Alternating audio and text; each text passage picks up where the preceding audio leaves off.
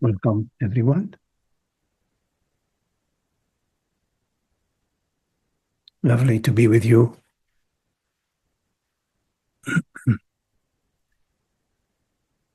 So, for the first part of this meeting, we'll spend some time together in meditation, and then we're welcome to explore questions that you may have.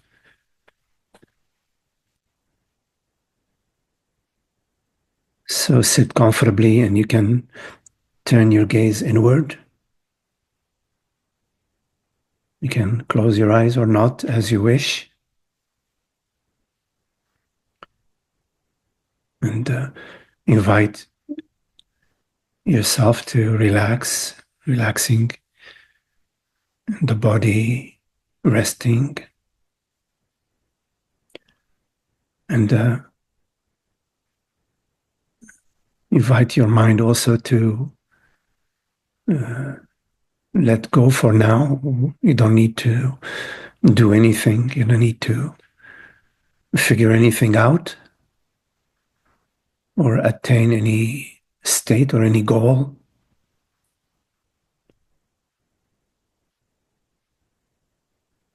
Nothing to fix, nothing to do.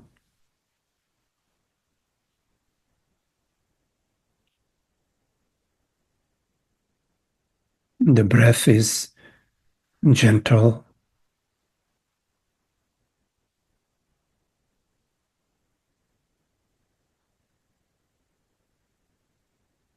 Sensations appear to you.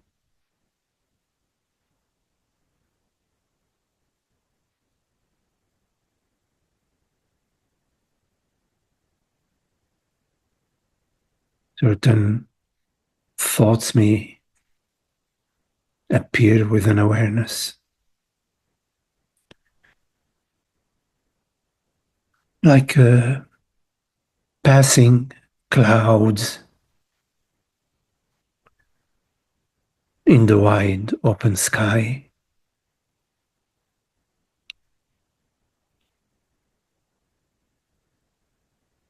Which you are, this effortless awareness.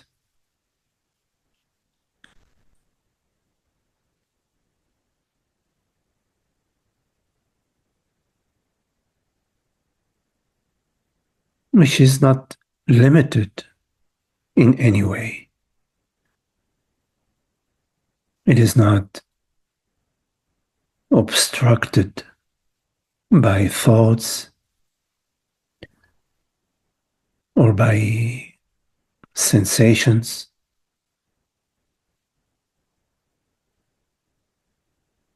You are the perceiving element, the perceiving reality, effortless.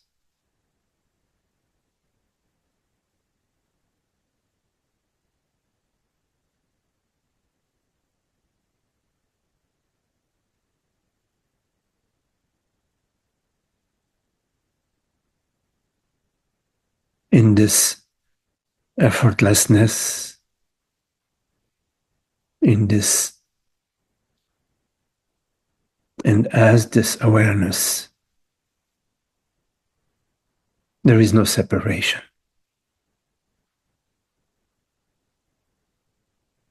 no divisions,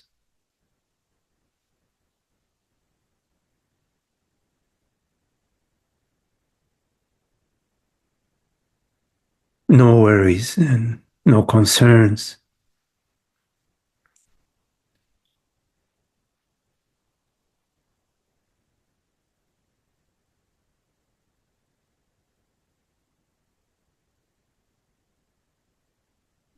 A moment where thinking is quiet.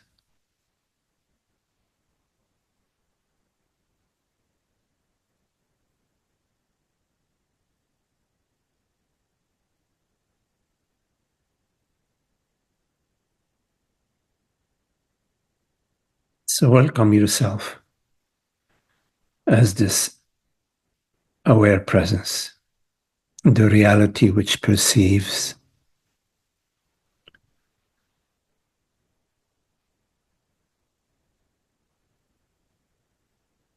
There is no personal self anywhere.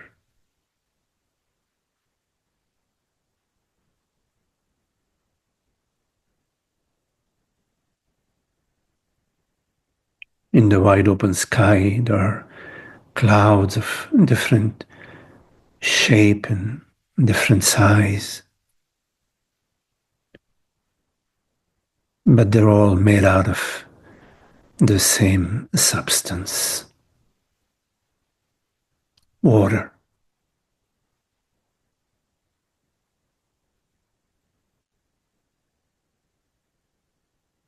Similarly, in your mind, there are various thoughts, various perceptions, various sensations.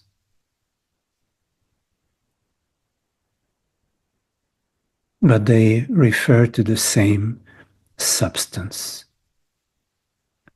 the same essence, which is awareness, consciousness,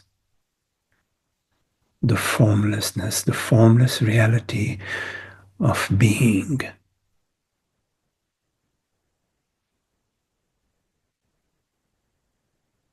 Which is your very being. Your reality and the reality of the mind, the reality of the world are one.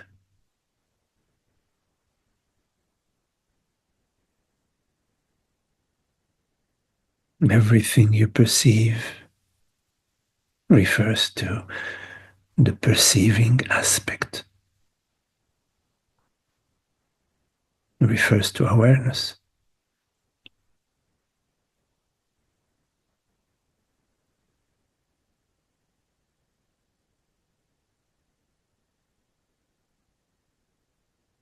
Although we label the ocean, the Pacific Ocean and the Atlantic Ocean, they are the same reality, water.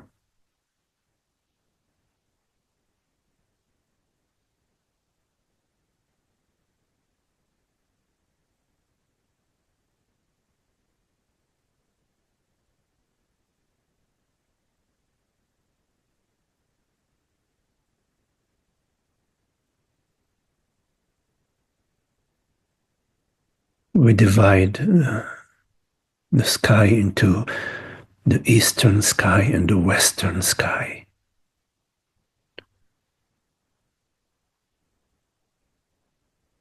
Conceptual divisions.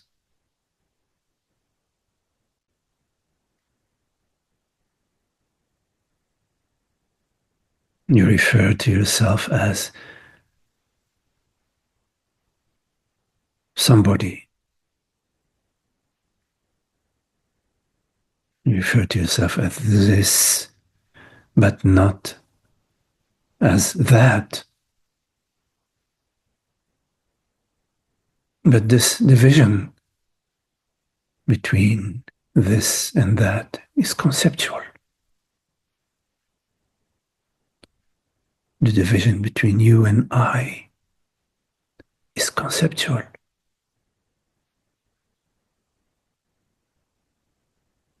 Because there is only one I, one self, one reality, formless, invisible to the senses. And yet, without awareness, what would perception be? What is the oak tree in the yard without the knowingness of it?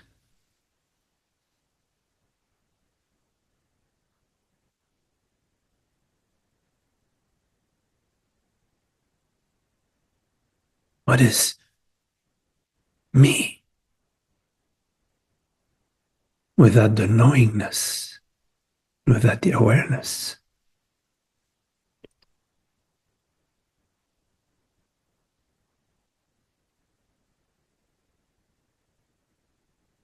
And this awareness has no boundaries,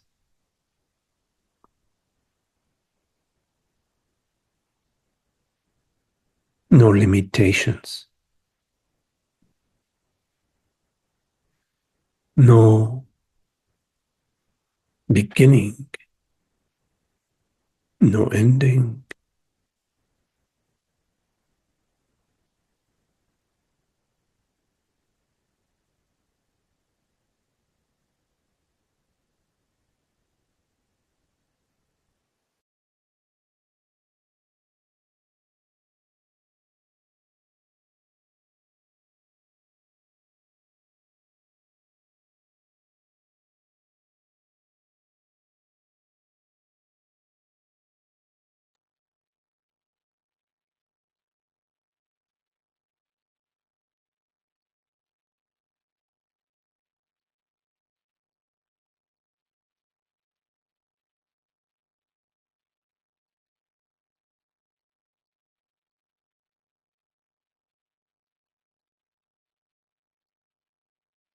Why limit yourself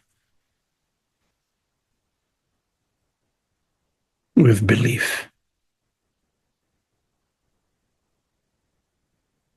The belief that you are somebody,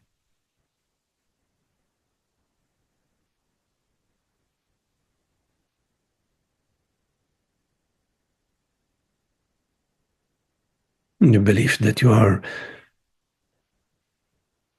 a body-mind entity,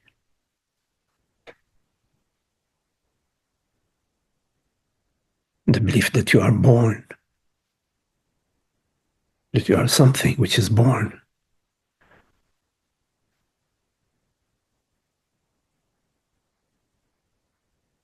Because what goes hand in hand with this belief is the fear.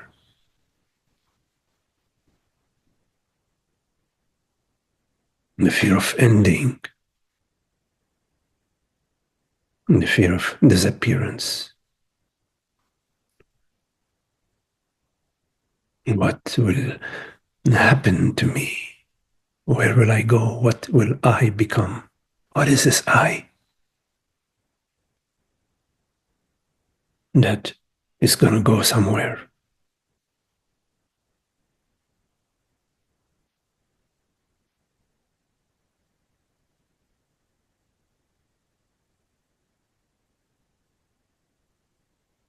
The fear of absolute disappearance. The end of what?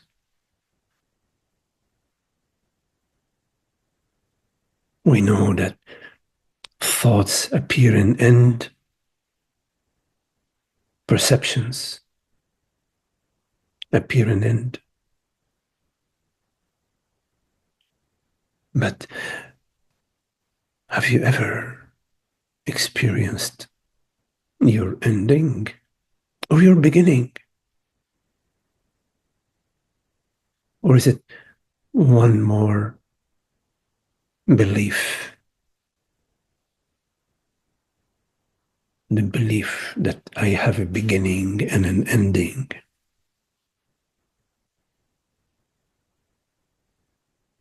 can be very troublesome. My ending, what is going to happen to me, my life, my intelligence, my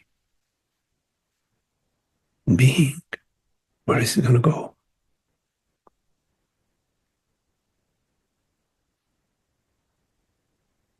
These thoughts have a gripping power,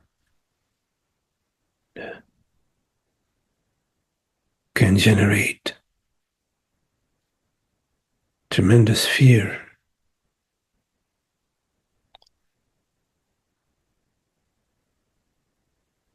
But what is this you in this moment?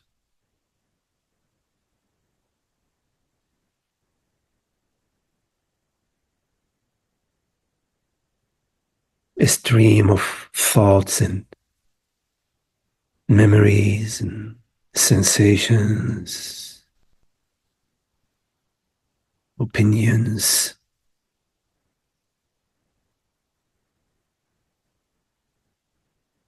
passing one cloud after the other, one dream after another.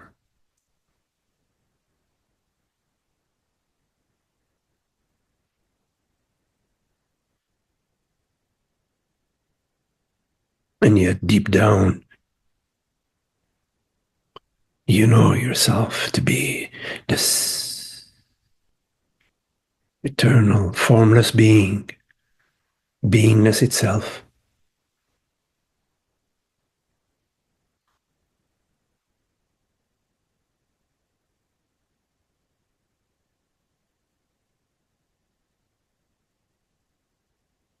But you don't even need to know that to simply cease to cherish beliefs about yourself.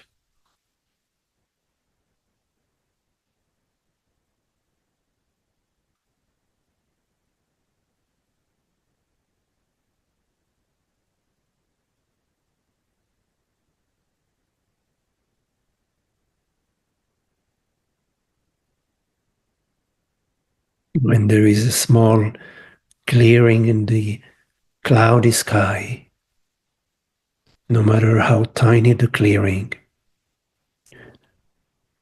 the sun shines through. The blue sky is perceived infinite. Sky is perceived through a tiny clearing in the cloud cover.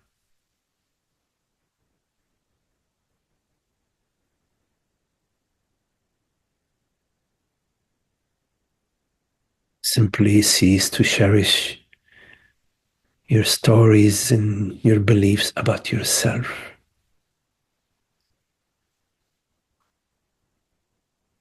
No narrative, no history, no story.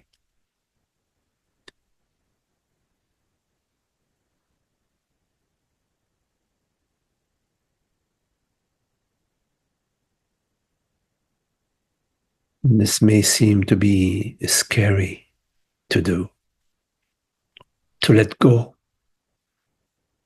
of the entire structure that we've been identified with and we've been holding on to.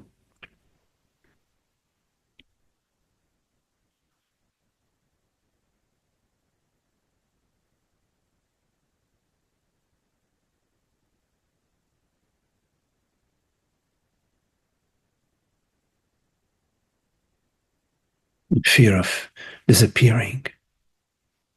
What will I be without my veils, without my masks, without my identities?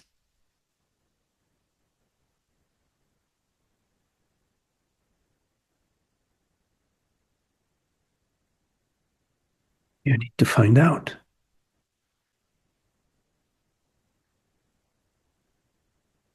You have to walk through this gateless gate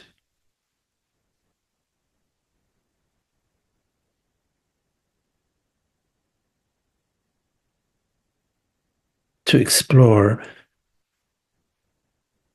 life without being somebody, to be not knowing,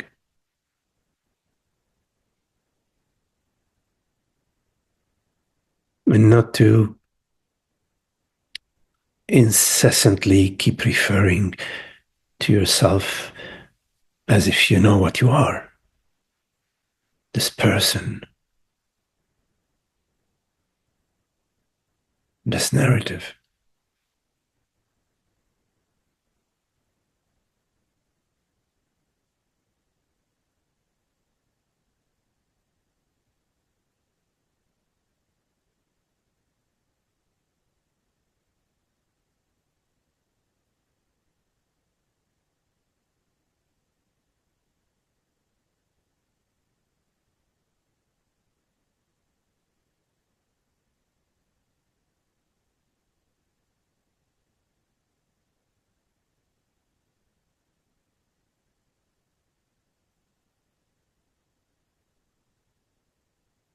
We are blessed with the faculty of contemplation, of inquiry, of investigation about our true nature, about truth, about reality.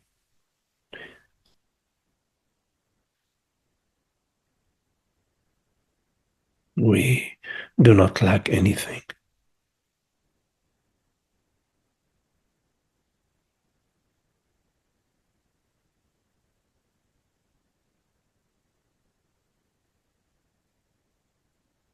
This passing dream is about understanding. The understanding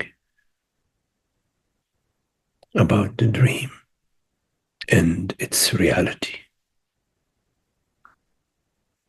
Because everything which you perceive refers to its reality. What is it?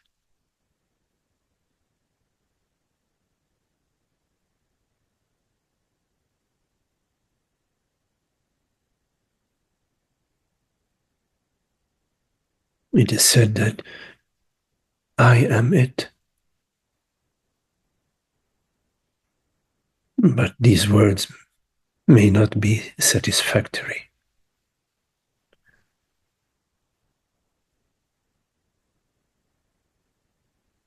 What will be satisfactory?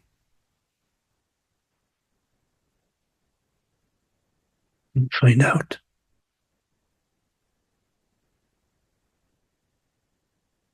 Look into it.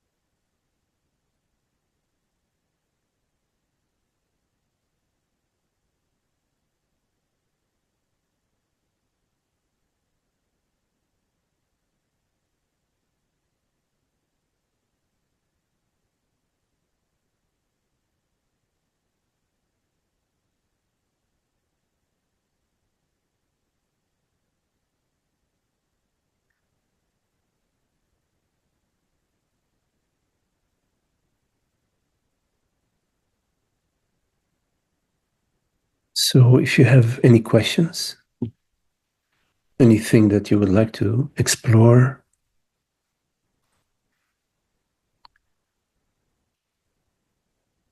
please go ahead. You can unmute yourself.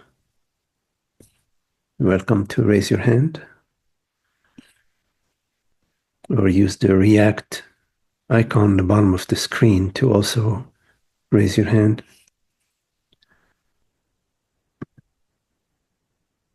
Any questions? Also, you're welcome to turn on your video if you'd like. I'd like to see you. Any questions?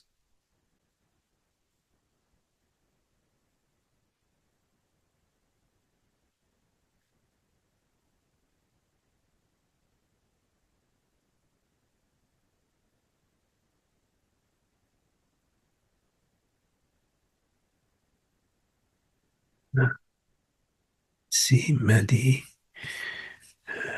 Yes. Hello, Maddie. Hi, Magdi. Hello. Yeah. I have a question about so this is the recognition of this being is recognition because it's always the case. It's always there, right? Since it's eternal and infinite. It's always the case, right? It's we just recognize it, and it's not something that happens in time. Yes, it's not something that happens. Right. Yeah. The recognition is not in time. Of course, the inquiry process, the investigation, the contemplation can take place in time, one could say, but the Mhm. recognition is not in time. Correct. The recognition is not in time. And yes, as you say, this truth is always there. It's always, it's never not there. Reality is and cannot not be. And yet there is a knowingness. Uh, there is the veiling of the knowingness and of course, the unveiling of the knowingness. So, a good metaphor of that is the the son, the son of the queen, who knows who is the son of the queen, and of course, he walks around in town. He's fearless. He's happy. He knows he's the son of the queen and the king, and the his brother who has forgotten that he is also the son of the king and the queen, and who imagines himself to be a pauper or an unfortunate fellow who, in spite of the fact of being the inheritor of the kingdom, lives in fear and worry and concern about his future. But yes, you are right. In both cases, both guys, both the children, both sons are the children, the sons of the king and the queen. So even when it is not recognized, it's still the case, it's still the truth, but it's the matter is just to recognize the truth about ourselves. Yeah. Yes, and this recognition is more, we refer to it as an unveiling. Uh, Mm. it's not like a Yeah. discovering something new. It's basically, if you have your eyes closed, you do not see the beautiful forest or the lake in front of you. And Mm. when you open your eyes, you see the lake, but the lake is always there. Yes, it's always is there. So when you close your eyes, this refers to believing yourself to be somebody. When you believe yourself to be a limited entity, Mm. it's like you close your eyes. Now, we believe ourselves to be somebody, a limited entity, a limited consciousness, but we don't even notice that. We have been so habituated to living as personal entity that we no longer notice that this is the veil, you see.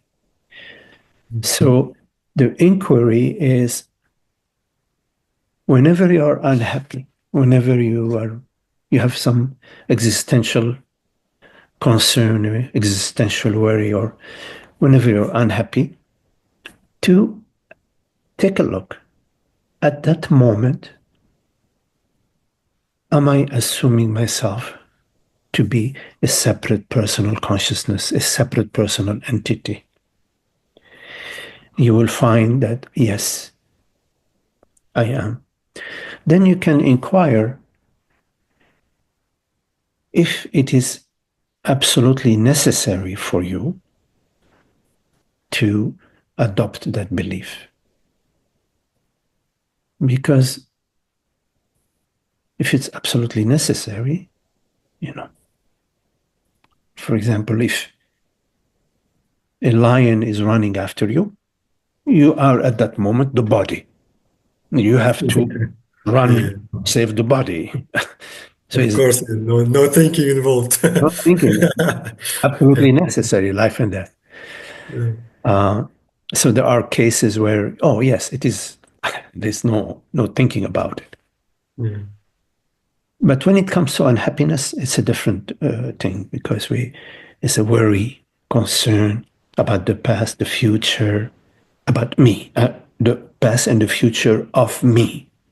Me being what? Me being what?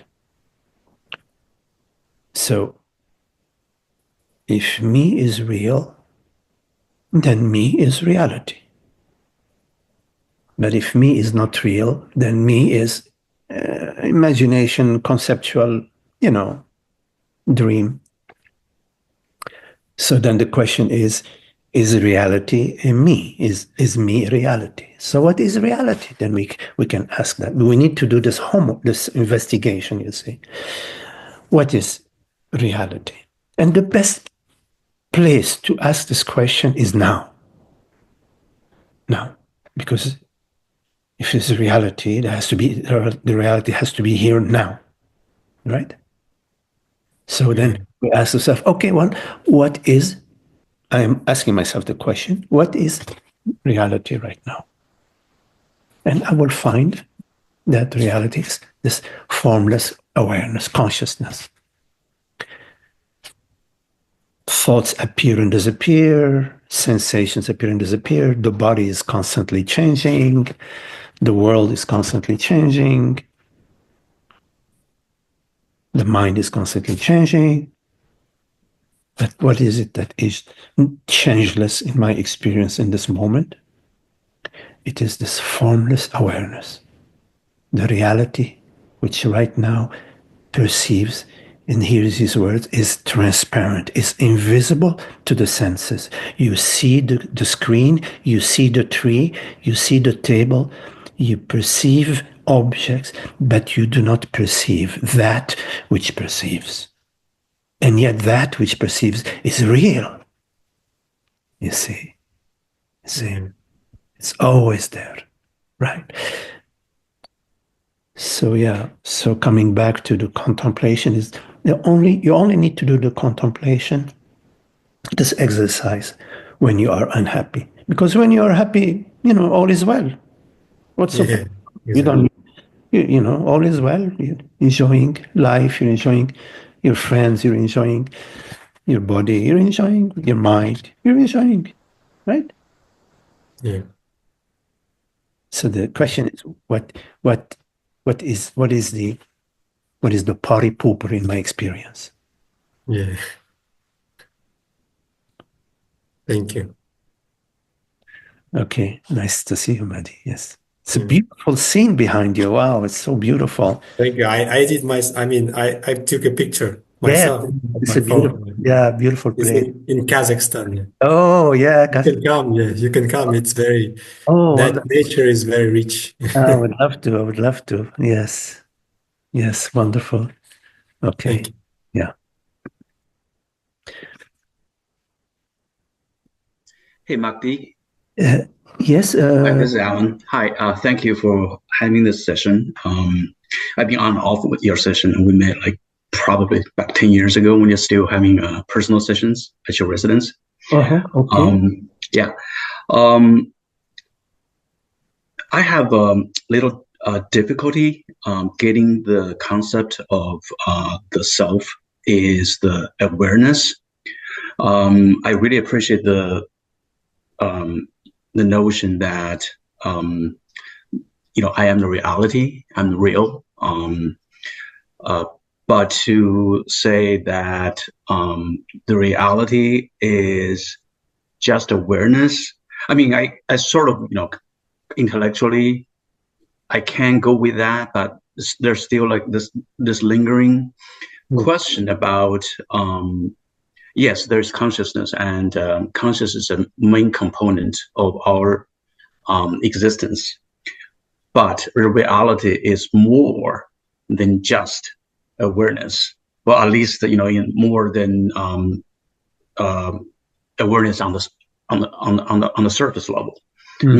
Maybe in the deep down, everything is awareness. But right now, for what we can be aware of, there is the awareness, and there's also the perceived, the things that to be perceived. Mm-hmm. To narrow ourselves down to just being the awareness, it seems to exclude certain parts of reality. Mm-hmm. And that somehow, I think, sort of goes against the fundamental belief that, not belief, the sense that whatever is real is what we really are. This might be purely just like intellectual thing, but it keeps bothers me. Yes. Wondering if you have any comments on that. Yes. So first, let's define reality. I mean, what do we mean by this term when we use the term reality?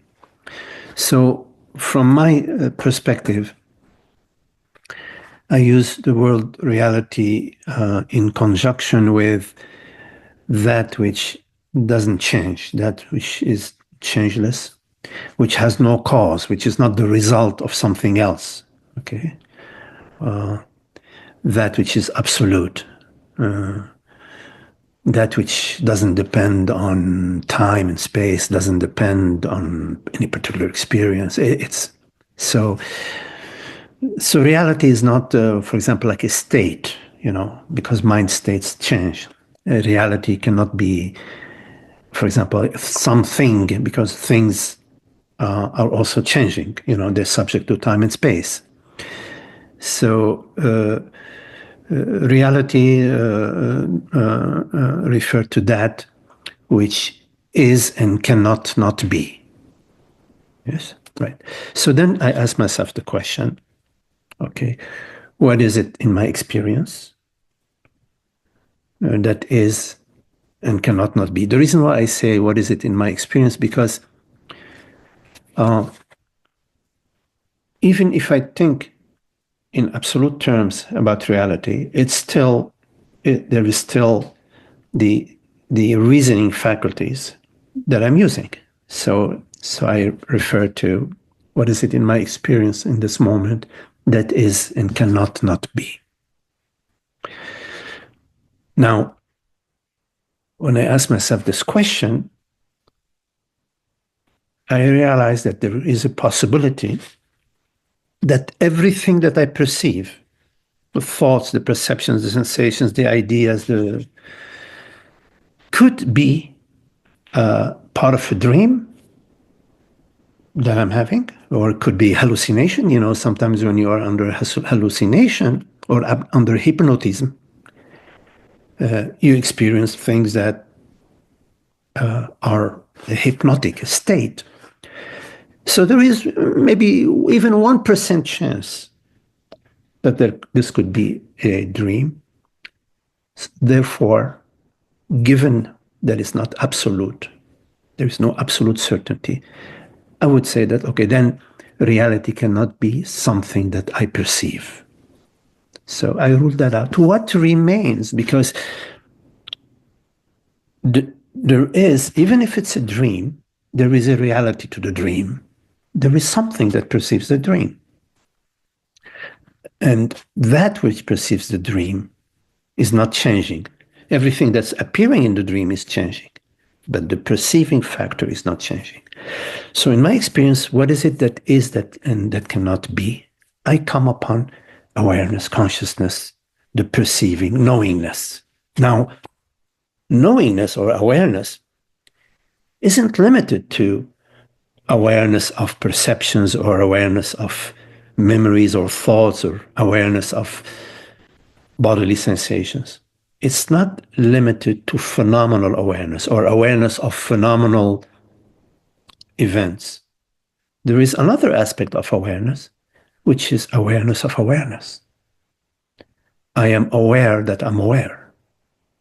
Like I could be looking at a rose or looking at the sky, and I'm aware of the sky, but there is also I'm aware that I'm aware of the sky, which is completely different direction. It's different conversation.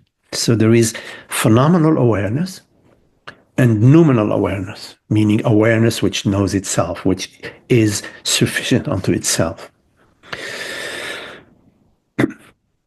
Now, then the question is there a reality out there that is beyond awareness? Let's say that there is. Let's say that there is a reality which is absolute, beyond awareness. Now, what is this reality without knowingness? Like, is it some floating reality out somewhere that knows itself and has no relationship with me whatsoever, zero relationship with me? It's meaningless, really. If there is a wider reality, absolute reality, beyond the reality of consciousness, has no relationship to me whatsoever, no relationship to awareness, no relationship to consciousness, then we might as well hypothesize 20 of, why only one? Why do you hypothesize only one reality that has, let's hypothesize six different. So coming back, that whatever reality that there is, it must relate to this reality right now. So there must be some relationship of that reality and this reality. Because if there are two distinct realities and we have two realities, and we're no longer talking about reality, we're talking about something that is limited. If they're not connected, then they have a certain realm, the realm of the East, and another realm, the realm of the West. We're no longer talking about a reality that connects them, because these two realities are not connected, and the fact they're not connected makes them completely hypothetical and have no relationship whatsoever with this reality right now. So there has to be an connection between those two realities. In order to speak about two realities, you have to somehow know these two realities. In order to speak about Africa and Asia, you have to have some sort of knowingness, even academic knowingness, about Africa and about Asia. And you are this knowingness. These two realities of Africa and Asia are not separate. They belong to your knowingness. They belong to one reality, which is the reality of consciousness. So when we talk about awareness or consciousness, just to be clear, it's very important, we are talking about the reality right now, which hears these words, which perceives this invisible, formless, whatever it is, we call it consciousness, whatever, that which is invisible and yet it's undeniable, that perceives, which perceives this body, which perceives thoughts, which perceives, sensations, but also which knows it perceives. There is a self-knowingness. I know I am, and I know I perceive. That's different from I perceive the sky. There is an inner knowingness, an inherent knowingness to awareness, consciousness. And I'm sorry. Yeah, please go ahead. Okay, so I think the difficulty, it might be just syntactical, because normally when we're talking about awareness, we're talking about this knowingness. But there are, for example, in our lives, periods where we become sort of unaware, like in sleep or get knocked out by anesthesia or things like that. And I understand you might be talking about not, the normal consciousness, but like awareness being greater than the consciousness. But I'm just, sometimes I guess it's easy to get sort of entangled in the syntax, in the semantics. Yeah. I get it. Now, when you power down your computer at night, you power down your computer. Is your computer like, has your computer disappeared? Is the isn't the computer still there? It's still there. But there are because you powered it down, there is nothing on the screen. There is no audio. You're not watching a video. Correct. But, okay, I'm using it as a metaphor. Okay, now, when the biocomputer, when you take the biocomputer, okay, now the biocomputer, I'm talking about the body mind, right? Mm-hmm. Now, the body mind appears to you. Mm-hmm. You look at your hand, you perceive a hand, or you perceive an image of yourself, right? Or you perceive a bodily sensation. So the body mind is perceived. Yes, you agree with me? Mm-hmm. You perceive it. So the biocomputer is a field of perception. Right. Right. And it changes. It varies. Like if you drink a bottle of scotch, your perception of the biocomputer is going to, and of the world is going to be very different than when you're not drunk, right? Right.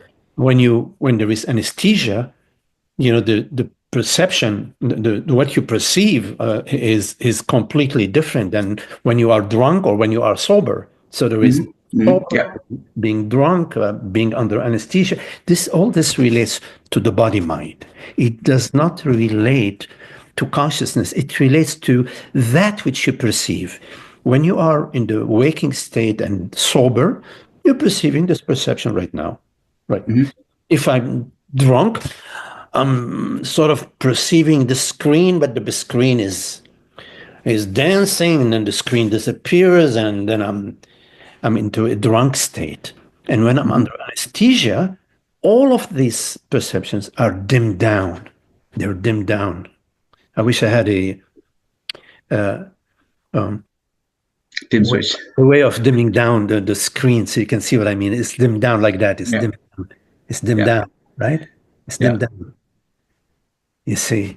So we may come to the conclusion that, because the biocomputer is dimmed down, that means that consciousness has been turned off. That's not the right conclusion. The correct conclusion is that the phenomenon, the screen now is blank, but the screen is still there. So the image on the screen is no longer 20 colors or 20 sounds or 20 shapes. It is down to 0 color or 0.001 or 0.000001 colors, shapes, and sounds. Now, if we conclude that in anesthesia, consciousness is absent, then our conclusion has to be a valid conclusion, means we have verified, we have gone there, we've gone to deep sleep, and we knocked on the door of consciousness, and consciousness said, I am absent. And if you did that, you are right. Your conclusion is that I knocked on the door of consciousness, and consciousness was absent in deep sleep. Then my question to you would be, who knocked on the door?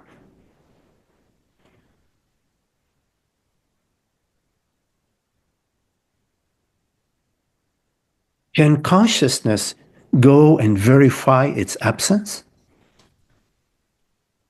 Or theoretically, we can say, in deep sleep, consciousness is absent. Yeah, that's a theoretical conversation. But experientially, it's not. We have no experiential evidence. And logically, it does not fit my reasoning that awareness can check its own absence and verify its own absence and confirm its own absence in deep sleep. It's an oxymoron. How could consciousness verify its absence? So it doesn't fit within my reasoning. It's like I cannot buy it. And one could definitely make the statement experientially that in anesthesia or in deep sleep, there is no memory. But one could not say for sure that there were no events. Sometimes there are events and there is zero memory of the events. Then we'd say, well, this event didn't happen. It happened to me so many times. Tara would tell me, oh, you said this and that. And I said, did I? Or we went to such and such a place. And I said, no. And then she shows me some pictures. Say, oh. So the absence of memory or the absence of perception or recollection of perception is not an evidence of the absence of consciousness. It's not sufficient. At least it should provide you with some doubt about your statement.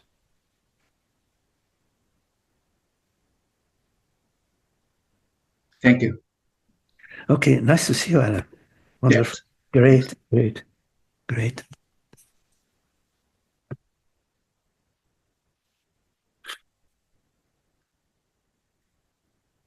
Any questions?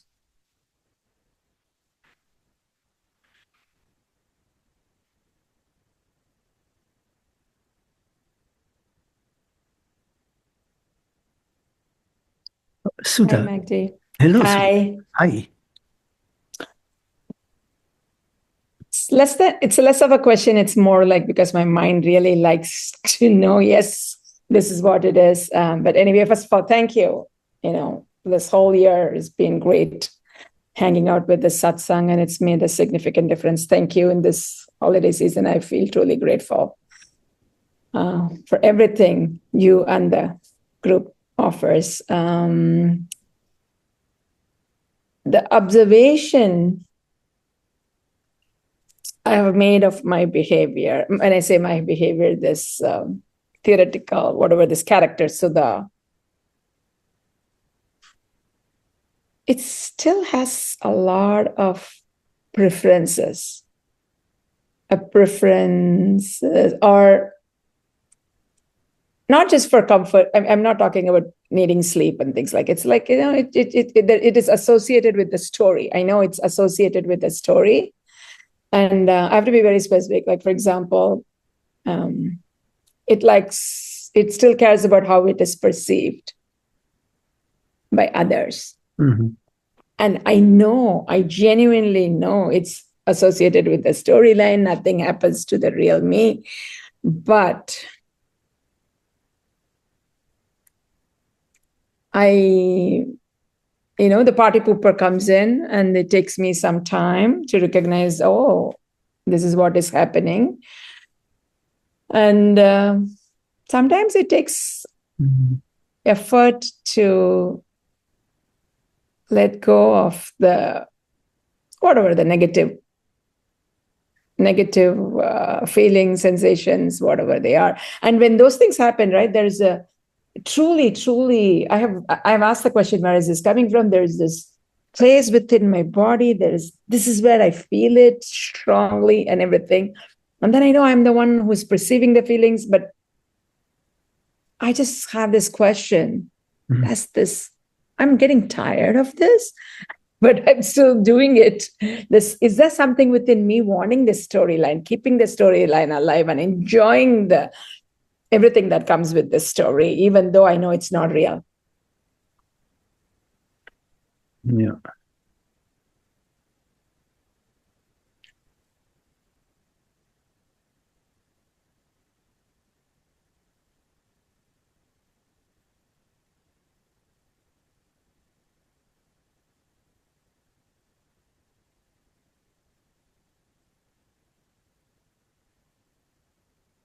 I mean, you already have the understanding, and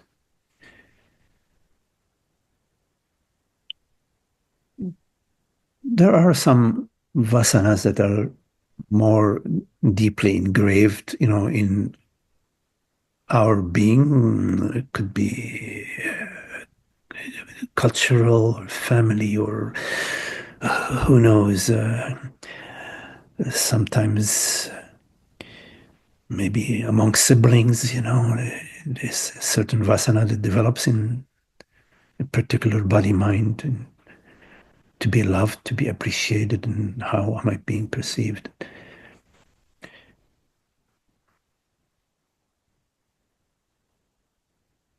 We are each served with a raft, and vasanas are in a way a raft, something that we can explore, that takes us to a more lived sense of freedom.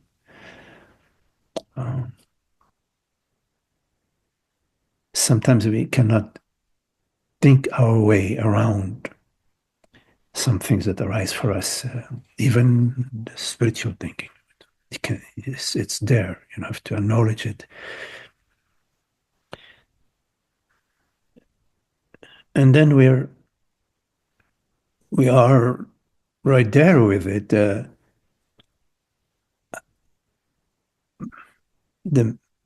images, of course, relate to some abstract me. There is understanding also that the ones that are making images, or we're projecting or feeling they're making images of ourselves, they also have the same concerns about images, that worried about images that others are having of them, including images that I may be having of them. Yes, yes. So it's interesting. It invites me to take a look at the images I'm having of others. Because it's the same, it's the same dynamic. What images am I having of others?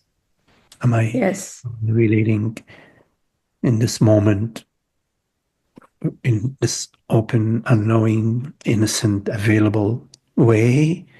Or am I coming with some baggage about you, about my... It's so rich. There is a lot to look at there, and it's homework. It's Okay. it's like, the teacher in school tells you, okay, wow, you understood, what I explained today. Well, he take these 10 little exercises, take them home, and so of course you already understood, but when you do the homework, you get more established in the understanding of the...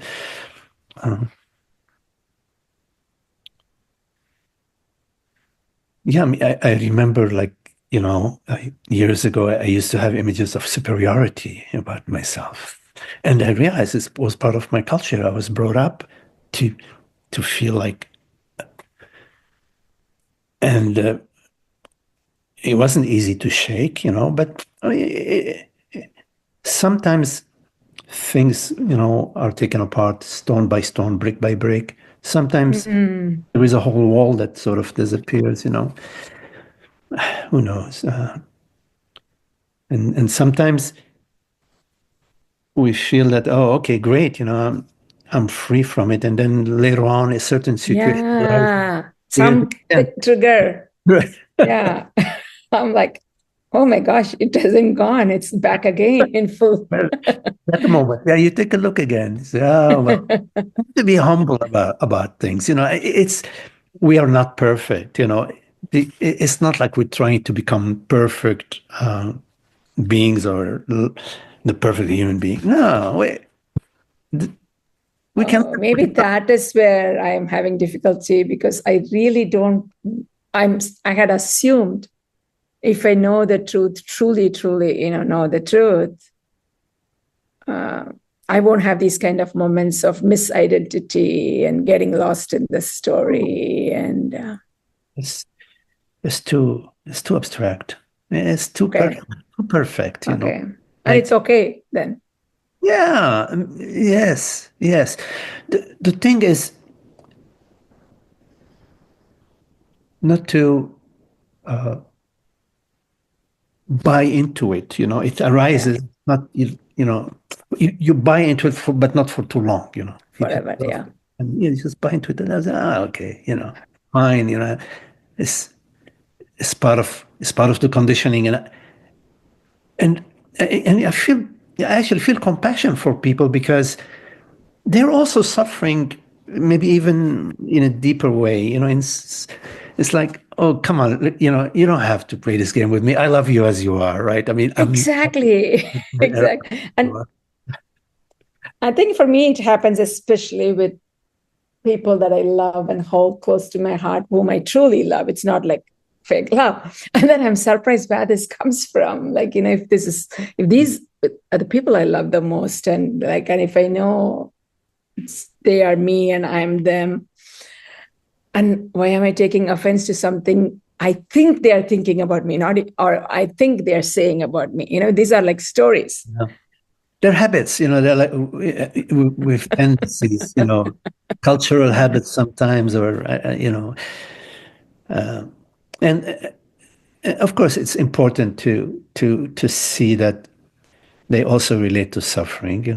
When you have judgment of others or images of others, to sort of hold them really lightly, to be willing to let them go, to be interested in letting them go, Okay. and not to be so, oh, I got rid of all of, not to make yourself not make a burden, but to be interested in that direction.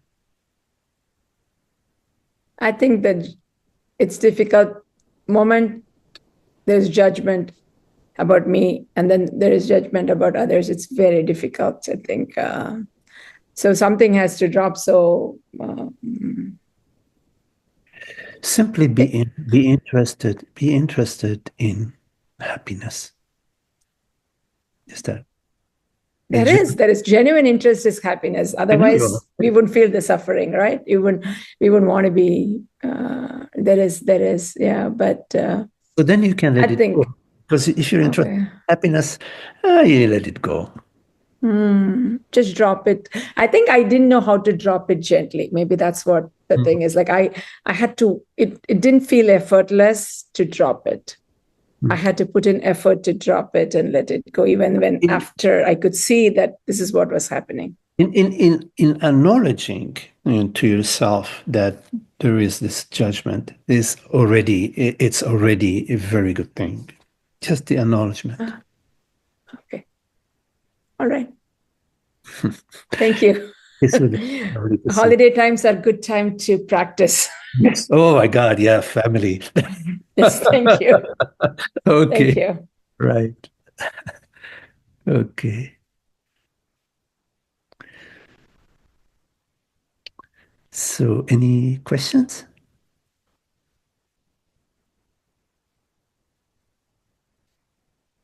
Well, okay. Well, then, lovely to be with you all. Thank you all. Nice to behold each other here in this lovely loveliness. Thank you all. Thank you.